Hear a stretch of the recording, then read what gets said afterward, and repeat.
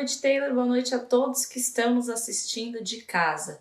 Bom, chega de confusão e CPI nessa semana, né, Taylor? Vamos iniciar o nosso direto de Brasília dessa sexta-feira com boas notícias. Foi sancionada ontem uma lei que garante o regime de teletrabalho para as mulheres grávidas durante a pandemia. Ou seja, você que está grávida e que está nos assistindo poderá trabalhar de casa durante todo o período da pandemia.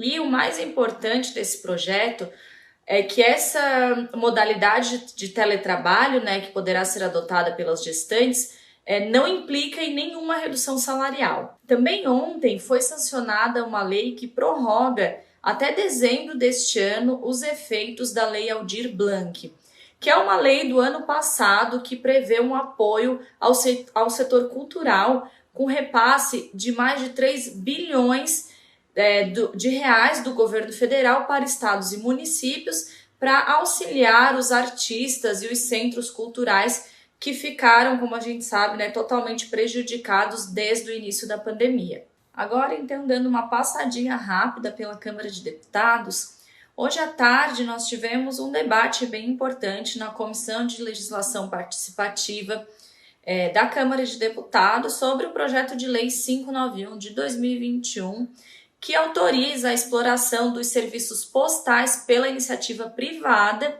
inclusive os serviços que hoje são prestados, né, em regime de monopólio pelos Correios, que é uma empresa totalmente estatal. Esse projeto ele é de iniciativa do governo federal e ele está numa lista, né, que foi divulgada no começo do ano, de prioridades do governo e do Ministério da Economia para até o fim do mandato. O projeto de lei ele prevê que a União vai manter parte dos serviços, né, que é chamada uma proposta de serviço postal universal e que inclui as encomendas simples, as cartas e os telegramas.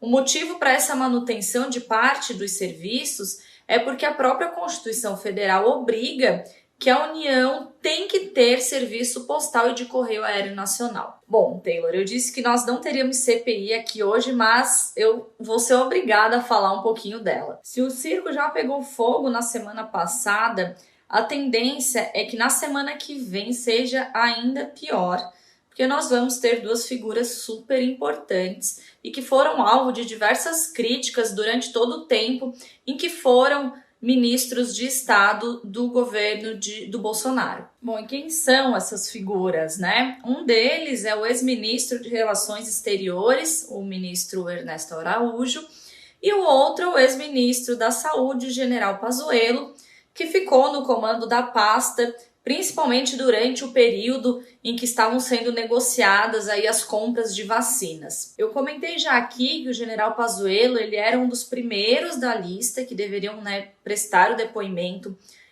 junto à CPI, porém ele teve que cumprir uma quarentena em isolamento após ter tido contato com uma pessoa infectada pelo coronavírus. Agora, né, depois dele ter remarcado o depoimento dele, esse depoimento ficou então agendado para quarta-feira. O fato curioso é que o advogado-geral da União, Augusto Aras, ele entrou com habeas corpus do Supremo Tribunal Federal para tentar blindar, né, como estão chamando, o ex-ministro do massacre que pode ser feito com ele dentro da CPI. Depois do episódio que eu comentei aqui, em que o relator Renan Calheiros pediu a prisão do ex-secretário de comunicação Fábio Van Garten, e também, né, considerando o Tribunal de Inquisição que virou a CPI, se entendeu necessário que o Pazuello pudesse ter algum tipo de garantia de que ele não seria ameaçado ou mesmo intimidado ou até mesmo preso durante o seu depoimento. O intuito desse habeas corpus é basicamente garantir que o Pazuello ele possa permanecer em silêncio e não responder aos questionamentos se assim desejar.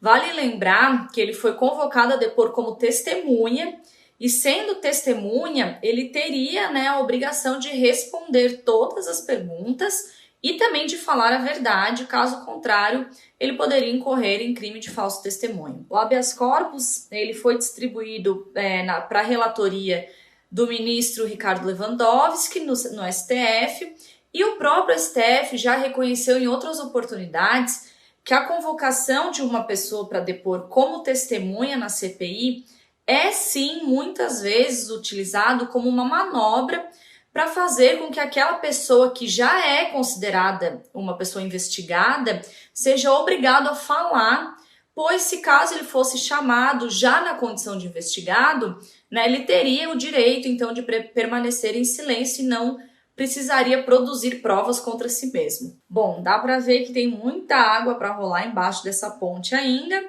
Eu fico por aqui, desejo um excelente final de semana a todos e na segunda nós voltamos com mais informações direto de Brasília.